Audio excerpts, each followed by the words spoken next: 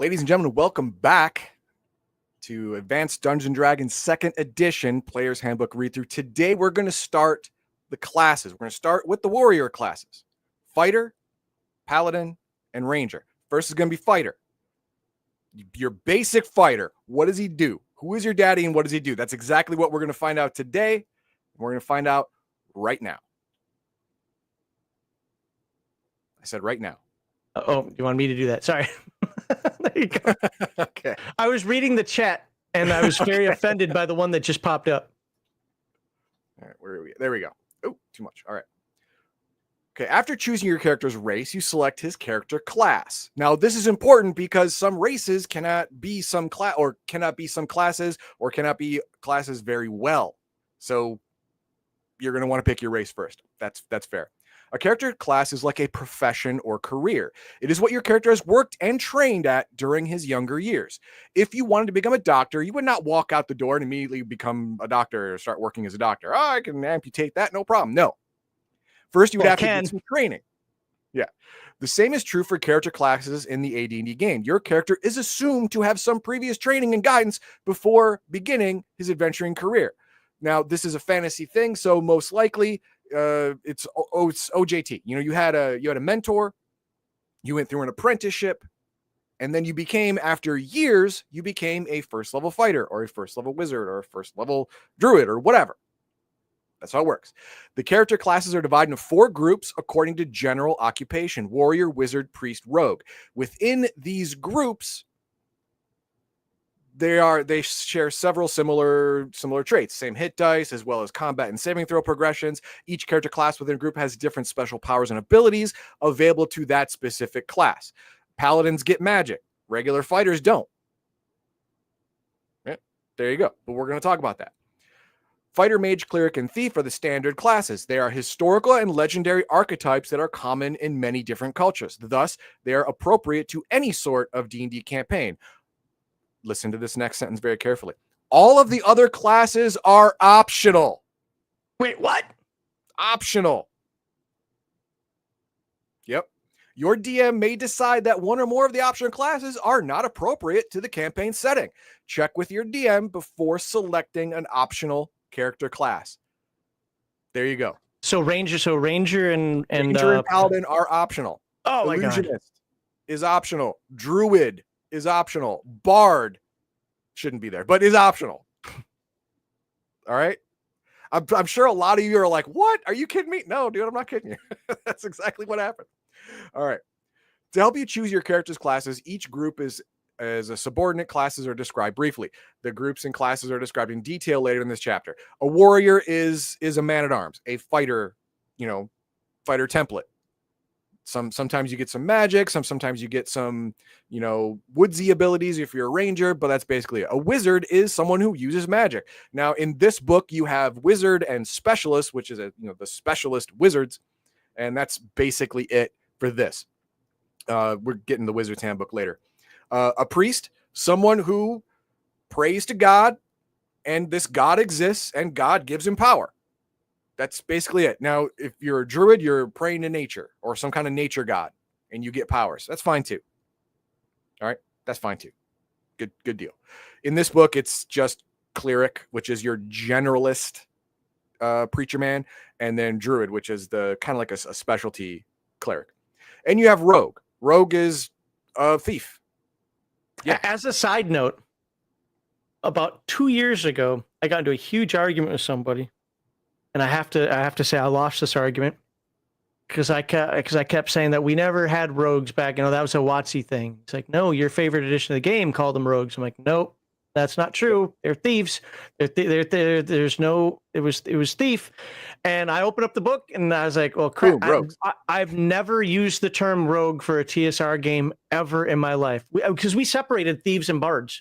We didn't even think of them as under the same umbrella. Well, technically they are. So yeah, I had to eat that one, even though I still go. I think of them as thieves too, because a thief steals things. A bard steals hearts. No, that was gay. Okay, never mind. All right, moving on. Class ability score requirements. Each of your classes, depending on what it is, either the main ones or the optional, you have to have a certain level of attribute, a certain attribute at a certain level to be able to perform the task. This isn't ableist, dummy. This is how smart you have to be to memorize spell lists. This is how strong you have to be to literally be able to swing swords and stuff. All right? That's just it. And wear armor and and wear armor at the same time, and when we get to the class descriptions, we're going to get into that. Then there's the experience point table. Each of these classes has its own experience point table. Getting to level 2, level 3, level 4 will be different experience points total depending on how much extra stuff each class gives or how strong they are. A wizard, you have to get a lot of experience points to get it because you get to cast spells and stuff. That's great. Whereas a thief, they're very, they're kind of a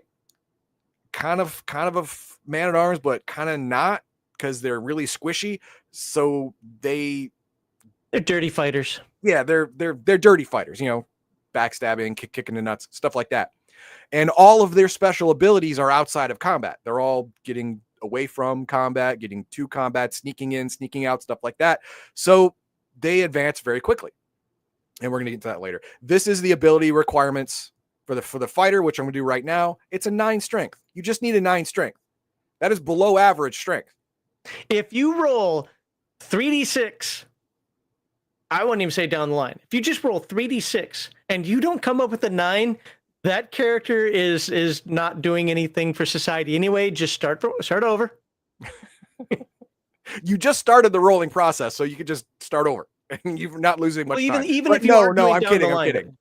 kidding. Now, we went through all of the rolling methods, and some homebrew rolling methods were talked about as well. Rolling a single digit number is not a big deal. Right. You and your game master can get around it. Prime requisite is the ability score or scores that are most important to a particular class. A fighter must be strong and a wizard must be smart. These are prime requisites. And if you are smart enough or strong enough, you will get an experience point bonus because you have talent along with training. Training will make you a fighter. To make you a very good fighter, you need training and talent. So let's look at the warrior first. Fighter, there we go. Boom. He's a warrior.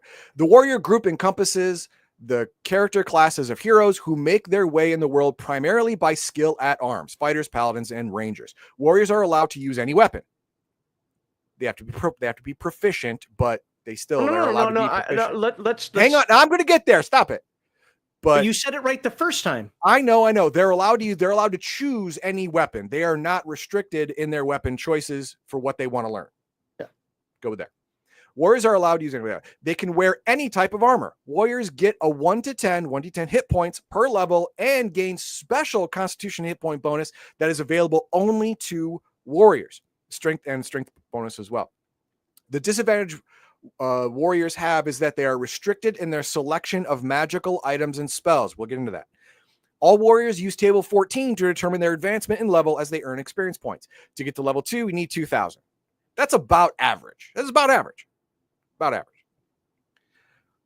All warriors gain 1 10-sided hit die per level from 1st through 9th level. After 9th level, warriors gain 3 hit points per level afterward, and they no longer gain additional hit point bonuses due to high Constitution scores. Now, I will admit, most people house rule this, so they still get their con bonus. I've even seen some people I'm still rolling dice at level 15. I'm still rolling a d10. Yeah, I've never seen that, but I've heard of it. Yeah, I've seen that. It happens. And if your DM's okay with it, that's fine. It's your table. It's fine. How long does combat last then? Jeez. Yeah, it's gonna be a while. Fighter. Ability requirements: strength 9. Prime requisite: strength. Races allowed all. Anyone can be a fighter. Anyone can be taught to hack and slash. Anyone can be taught to hide behind a shield. Anyone can be taught the proper way to polish armor. That's it. Anyone can learn it. Even a gnome. Come on. The principal attribute of a fighter is strength. To become a fighter, you must have a strength of 9. A good dexterity rating is highly desirable, but not necessary. A fighter of a strength score of 16 or more gets a 10% bonus to the experience points he earns. Like I said, he's a talented fighter. They do better. Also, high strength gives a fighter a better chance to hit an opponent and enables him to cause more damage. Again, talented fighter. The fighter is a warrior, an expert in weapons, and, if he is clever, tactics and strategy. There are many famous fighters from legend: Hercules, Perseus, Hiawatha, Beowulf, Siegfried, excuse me, Little John, Tristan, Sinbad, whatever. History is crowded with great generals and warriors. El Cid, Hannibal, Alexander the Great, Charlemagne, Spartacus, Richard Lionheart, and Belisarius. Your fighter could be modeled after any of these, or he could be unique. A visit to your local library can uncover many heroic fighters, or in this day and age, the interwebs. Or the Fighter's Handbook. The Fighter's Handbook. Don't do it. Fighters have any alignment: good, evil, lawful, chaotic, or neutral. It doesn't matter. You can have any mindset and still, swing a sword. You can. As a master of weapons, the fighter is the only character able to have weapon specialization. We're going to go over that in Chapter 5. Weapon specialization enables the fighter to use a particular weapon with exceptional skill, improving his chances to hit and cause damage with that weapon. A fighter character is not required to specialize in a weapon. The choice is up to the player. No other classes, not even the ranger or paladin, is allowed weapon specialization until we get into the handbooks, and maybe they will. While fighters cannot cast magical spells, they can use magical items, including potions, protection scrolls, most rings, and all forms of enchanted armor, weapons, and shields. All right, those are the magic items he can use. When a fighter attains 9th level, becomes a lord. You're a lord now. He can automatically attract men-at-arms. These soldiers, having heard of the fighter, come for a chance to gain fame, adventure, and cash. They're loyal as long as they're well treated, successful, and paid well. So they're fair weather henchmen. If everything starts going sideways, suddenly they left the oven on at home, and they're going to go find it. Abusive treatment or disastrous campaigns can lead to grumbling, desertion, and possible mutiny. To attract the men, the fighter must have a castle or stronghold and sizable manor lands around it. As he claims and rules this land, soldiers journey to his domain, thereby increasing his power. Furthermore, the fighter can tax and develop these lands, gaining a steady income from them. Your DM has information about gaining and running a barony. In addition to regular men-at-arms, the 9th level fighter also attracts an elite bodyguard, his household guards. Although these soldiers are still mercenaries, they have greater loyalty to their lord than do common soldiers. In return, they expect better treatment and more pay than those peasant bastards. Mercenaries. I get it. Although this elite unit can be chosen randomly, it is better to ask your DM what unit your fighter attracts. This allows him to choose a troop consistent with the campaign. The DM may design other tables that are more appropriate for his campaign. Check with your DM upon reaching 9th level. The fighter can hold property, including a castle or stronghold, long before he reaches 9th level. However, it is only when he reaches this level that his name is so widely known that he attracts the loyalty of other warriors. All right, and this is the fighters follows. We have a chart here. Now I'm gonna go in a little segue here. This is why age is so important. You have to age your characters. You know how long it takes to build up a barony, a stronghold, and the lands surrounding it? 2 levels. To make it profitable? Years. It takes years. So you can do a time skip and age the party. The cool thing about the experience table is most characters are going to get to 9th level around the same time. Not exactly, of course, but around the same time. So once everyone is 9th level, who wants to make a wizard tower or a church or a stronghold, a castle, a keep, whatever? I do. All right, let's do it.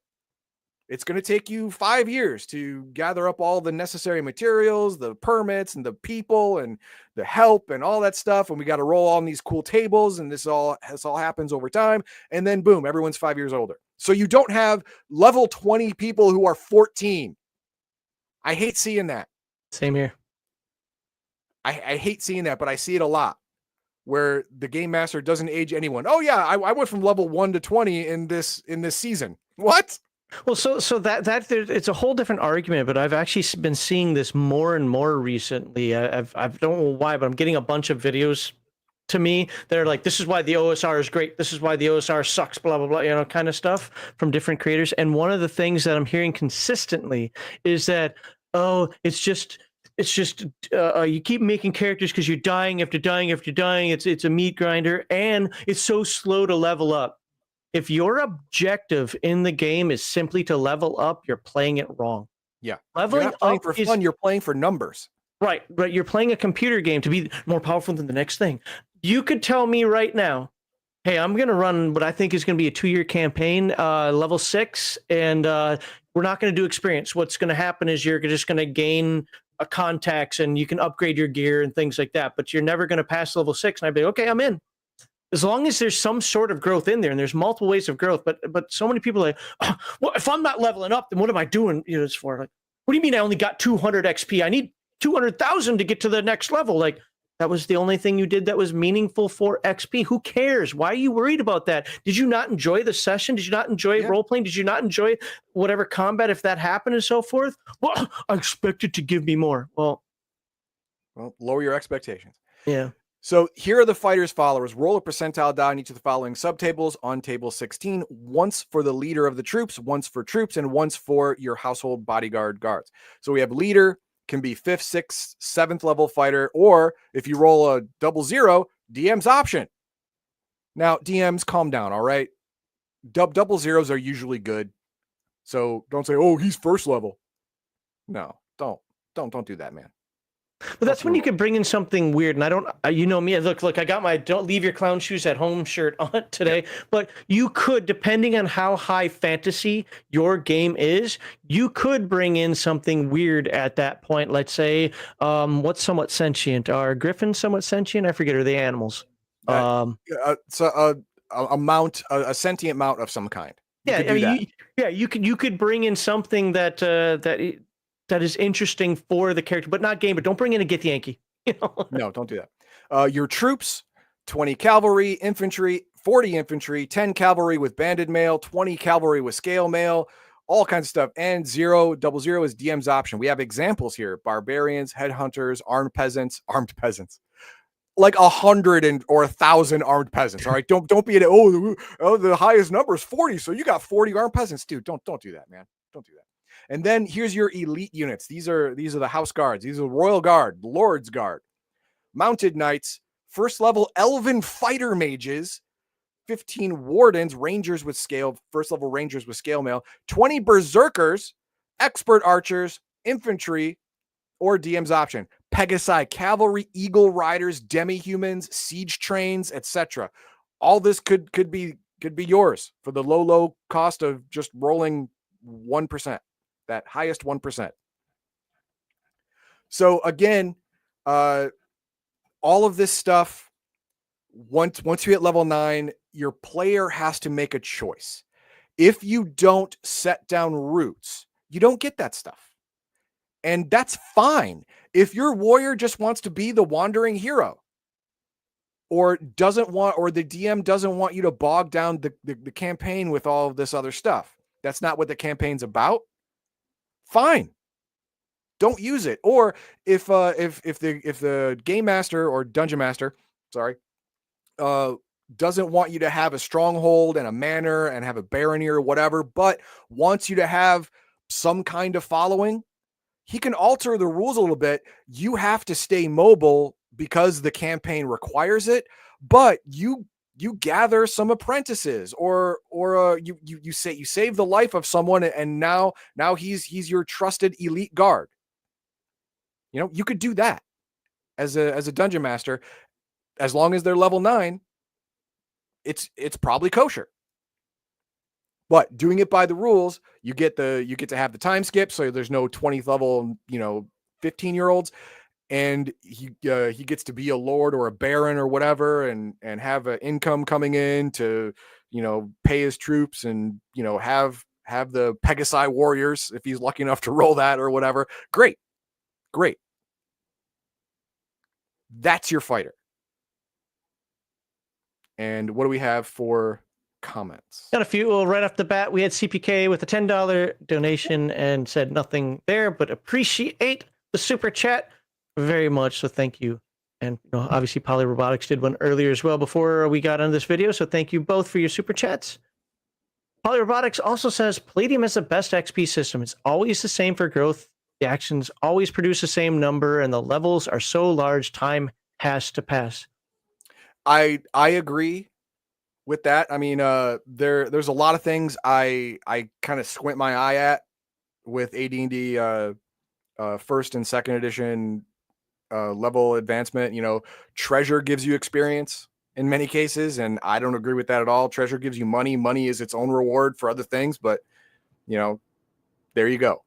Well, 2E, right. That's optional, and I think that's only for the thief, if I remember correctly. And we will find out. Yeah. Well, that's in the DMG, though, not in the player's handbook. Oh, wouldn't it say under experience? I'm pretty sure it says it in the DMG, but again, it's been a while, so I might be wrong. Here's the complaint about the Palladium, and I think the people complaining about this are wrong. I know this is a D&D thing, but since this comment came up, consider this before you hear what the complaint is. Palladium front loads characters. Dungeons and Dragons does not. No, the opposite. Yeah, they're absolutely opposite in this. So in D&D, I understand the idea of wanting to level up, but what you said before, I understand wanting to level up, but if that's the only goal of playing, that's where I see the problem is. Because a good dungeon master can throw all types of creatures and scenarios and concepts at you that don't require you to level up. Yeah. What I hear about Palladium that people complain about, because the XP is the same throughout, yeah, by the time you get to 6th level, it takes forever to level up. And I hate that mentality. I don't care what game it is. I hate that mentality across the board, that it's just about leveling up. Well, I need some sort of reward. Did you not get better gear? Did you not? Yeah, come on, man. But by the time you're 3rd level, you're like 90% as strong as you're ever going to be. Yeah. You're 90% there. When you're a 3rd level fighter in D&D, you're 3% there. 15% as strong as you're ever going to be. So I understand, leveling is significantly more important in D&D than it is in Palladium, but that's because they build the classes differently. All right, I'll pop that off. There we go. Dartheic says, Dog, when you roll DM's options, roll off one of the other classes to make it special. That's another option. That's a good idea. And since it says DM's option, you could do whatever damn hell you want. And it's right. It's great. That's a good idea. Nothing. That's a good idea. And as Heathen Dog mentioned before, remember, that's a 1% chance to get that roll. Don't screw over the player. Yeah. Come on, man. Don't be like that. BioKid says, I'm a fighter. Do I have to make a castle or can I make something cool? It says castle or keep. And you can make it look, if you're building it yourself, you can make it look like anything you want. Anything.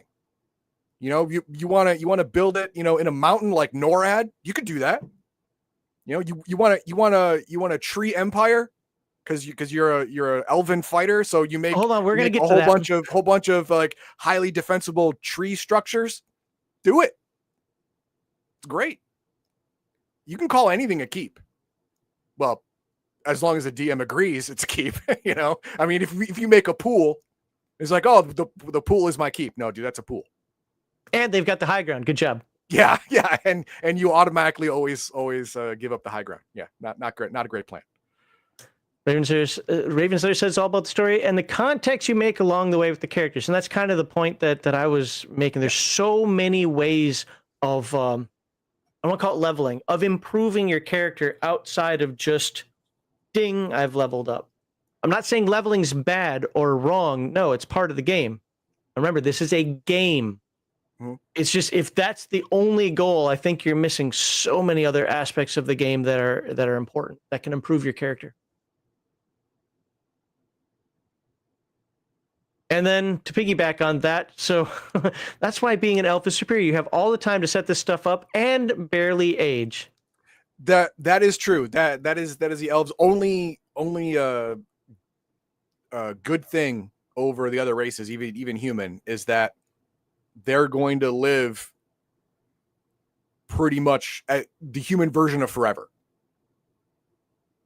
But they're elves, but so you're only gonna have a tree fort. problem. There was a problem with living that long. If you owe someone a life debt and you can't pay that off, you got to transfer it to their children, and you got to keep being in debt over and over through generations until you could actually, work it off. So, yeah, I wouldn't actually allow elves to have forts and keeps. They would have to do something more nature. Yeah, they'd have tree houses, and tree houses you can burn down pretty easily. Why? Well, because they're hippie elves, and they're not going to make stone structures. Okay, no. Again, DMs, do not listen to him. Don't listen to me. Don't listen to that. No. You can't just set fire to the forest. It's not going to work. There's some, the super elf treehouse keep is magically non-flammable. Okay, just do something, dude. Don't let him do that. Don't let him do it to you. Don't let your DMs don't let players play elves. That's just the way it is. Hold on. I will put the other comment up there. I can find it.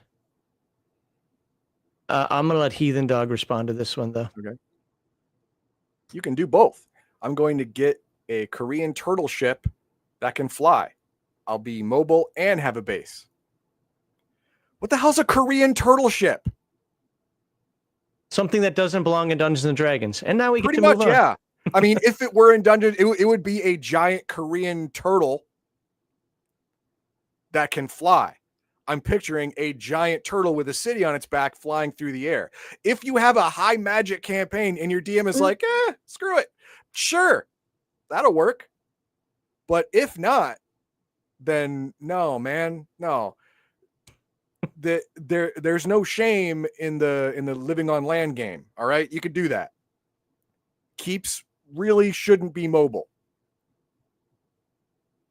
But, there's outliers. Hey, I understand. If you want to play Final Fantasy, go find the game and play it. There you go.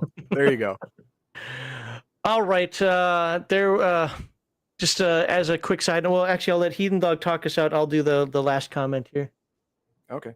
So thank you, everyone, for watching. I appreciate it. I hope you either learned something or remembered something, or was just like Max earlier was proven wrong. Rogues were called rogues from long ago. That was good. And stick around if you're watching live for the player's options for the fighter. It's going to be fun. Fighter's Handbook. And thank you for joining and taking it to Max. Yeah, so like, subscribe, and share. The next video in this is going to be me covering the fighter's head. So I'm going to expand upon what Heathen Dog had to say. If you're watching this later as videos, you'll have to go find that video. Hopefully I put a link in the description here. Else, stay tuned for Heathen Dog covering the Paladin, and we'll see you next time.